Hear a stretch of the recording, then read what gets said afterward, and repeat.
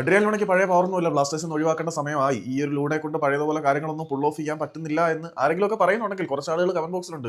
അങ്ങനെ പറയുന്നവന്മാരെ കാണുമ്പോൾ മറ്റേ ഉദയനാണ് താരത്തിനകത്ത് മോഹൻലാൽ പറയത്തില്ല, ഏതോനാ പറഞ്ഞ അവനെ ഇങ്ങോട്ട് വിളിച്ചുകൊണ്ട് വന്ന്. ഏകദേശം അതുപോലെ തന്നെയാണ് ഇതൊക്കെ ഡേറ്റാസ് നമ്മളെ ഫീൽ ചെയ്യുന്നത്. എന്താണെന്ന് വെച്ചാൽ സോഫാ സ്കോർ കഴിഞ്ഞ ഒരാഴ്ചത്തെ പ്രകടനങ്ങളുടെ അടിസ്ഥാനത്തിൽ ടീം ഓഫ് ദി വീക്ക് ഏറ്റവും മികച്ച താരങ്ങളെ ഉൾപ്പെടുത്തി ഒരു ടീം തയ്യാറാക്കിയപ്പോൾ അതിനകത്ത് കേരള ബ്ലാസ്റ്റേഴ്സിൽ നിന്ന് വന്നത് ഒരേ ഒരു താരം, ഒരൊറ്റ താരം മാത്രമാണ്. അയാളുടെ പേര് അഡ്രിയാൻ നിക്കോളാസ് ലൂണ അൽച്ചിമാർ എന്നാണ്.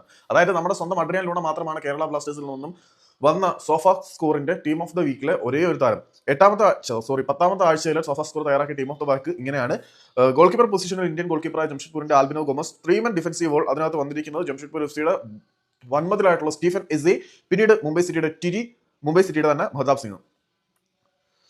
പിന്നെ നമ്മുടെ മധ്യനിരയിലേക്ക് നോക്കുകയാണെങ്കിൽ അവിടെ മുംബൈ സിറ്റിയുടെ മാവിയുണ്ട്, എഫ് സി ഗോവയുടെ കാൽ മക്കു ഉണ്ട്, ജംഷഡ്പൂരിന്റെ റൈറ്റ് ചിഗാവി ഉണ്ട്, പിന്നീട് എഫ് സി ഗോവയുടെ ബോറിസിംഗ് ഉണ്ട്. മുന്നേറ്റ നിരയിലേക്ക് വരികയാണെങ്കിൽ അവിടെ ജംഷഡ്പൂർ എഫ് സിയുടെ ജാവിയസ് വേരി ഉണ്ട്, ഒഡീഷ എഫ് സിയുടെ ഡിയഗോ മോറൻഷി ഉണ്ട്, പിന്നീട് കേരള ബ്ലാസ്റ്റേഴ്സിന്റെ അഡ്രിയാൻ നിക്കോളാസ് ലൂണയുണ്ട്. അപ്പം ലൂണയ്ക്ക് പഴയ ഫോം ഇല്ല, ലൂണയുടെ കാലം കഴിഞ്ഞു എന്ന് വിരോധികൾ ഏകപക്ഷീയമായിട്ട് പറയുമ്പോൾ മറുവശത്ത് ലോകത്തിലെ തന്നെ one of the most rated sports performance analysing website ആയിട്ടുള്ള സോഫാ സ്കോർ ഇന്ത്യൻ സൂപ്പർ ലീഗിലെ 10ാമത്തെ ആഴ്ചയിലെ ഏറ്റവും മികച്ച താരങ്ങളെ ഉൾപ്പെടുത്തി team of the week match week number 10 തയ്യാറാക്കിയപ്പോൾ അതിൽ നിന്നും കേരള ബ്ലാസ്റ്റേഴ്സിൽ നിന്നും വന്ന ഒരേ ഒരു താരമാണ് നിങ്ങൾ വിമർശിച്ച അഡ്രിയാൻ നിക്കോളാസ് ലൂണ അൽച്ചിമാർ എന്ന നമ്മളുടെ സ്വന്തം അഡ്രിയാൻ ലൂണ.